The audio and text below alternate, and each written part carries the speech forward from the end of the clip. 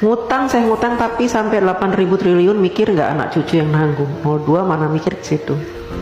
Bapak, VT saya banyak loh yang mengungkap tentang hutang negara, ya. Bahkan kalau saya live, saya selalu bahas tentang hutang negara, ya. Mungkin Bapak yang tidak paham tentang hutang negara, saya akan jelaskan sekali lagi, ya. Mumpung saya lagi ada semangat untuk menjelaskan, supaya apa? Bapak tidak menyebar hoax, ya. Bapak tidak berpikiran jahat terhadap pemerintah, ya. Supaya juga menambah pengetahuan Bapak tentang hutang negara, ya. Mudah-mudahan saja penjelasan saya nanti membuat Bapak agak terbuka matanya, kupingnya, ya, pikirannya, wawasannya. Jadi begini Pak, hutang negara, setiap negara ingin mengajukan hutang kepada IMF atau World Bank gitu ya, atau kepada negara-negara lain gitu ya, kepada negara-negara yang mau memberikan hutang, maka harus disepakati oleh wakil-wakil Bapak. Di mana? Di DPR RI, ya. Bentuk negara kita memang mempunyai aturan seperti itu. Presiden tidak bisa memutuskan segala sesuatunya, apalagi perkara hutang, sendirian. Jadi harus dinegosiasikan dengan DPR. Dan DPR punya peraturan bahwa negara tidak boleh berhutang, ya, yang mana pembayarannya, cicilannya itu melebihi 60% dari penghasilan negara, ya. Nah, saat ini sejak Bapak Jokowi menjadi presiden, hutang negara kita itu tidak lebih dari 35%.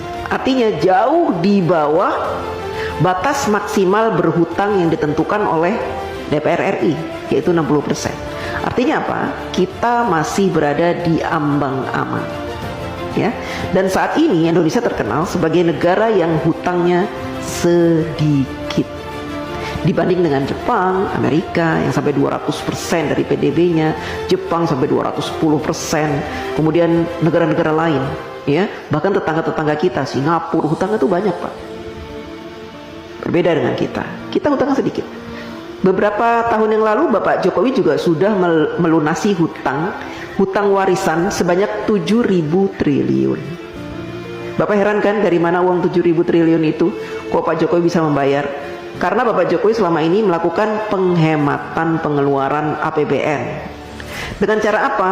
Dengan cara tidak menggunakan APBN untuk pembangunan negara. Bapak Jokowi mensiasati pembangunan negara dari para investor, baik dalam maupun luar negeri, sehingga APBN-nya utuh, tidak diutak-atik. APBN yang ada khusus digunakan untuk kepentingan rakyat seperti subsidi, kemudian bansos, BLT, PKH dan sebagainya itu Pak. Ya, Bapak harus tahu. Jadi kalau Bapak bilang hutangnya sampai 8.000 triliun itu, seandainya saat ini hutang kita 8.000 triliun, itu sedikit Pak. Dibanding dengan PDB kita tuh sudah banyak sekali Pak.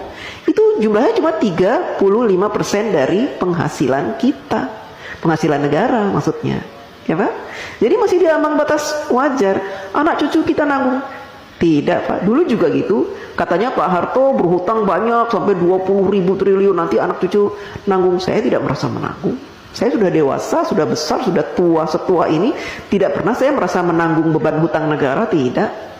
Itu kan hanya kiasan-kiasan yang diberikan oleh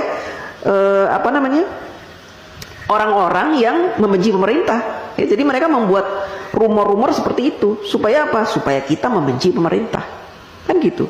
Kita awam, orang awam, tidak pernah diberikan pemahaman tentang hutang negara, sehingga yang ada di pikiran kita, hutang, negara berhutang, nanti anak cucu kita akan membayar. Tidak Pak, ya.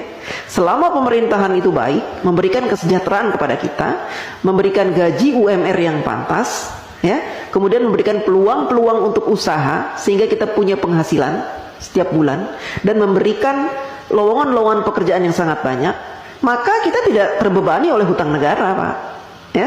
Apalagi sekarang pemerintah sudah membuka banyak sekali lowongan dengan dibukanya smelter-smelter, proyek-proyek hilirisasi, itu akan membuka ratusan ribu lowongan pekerjaan Pak buat bangsa Indonesia, dan itu akan menjadi penghasilan yang akan dinikmati dan sehingga kita tidak dibebani oleh hutang itu.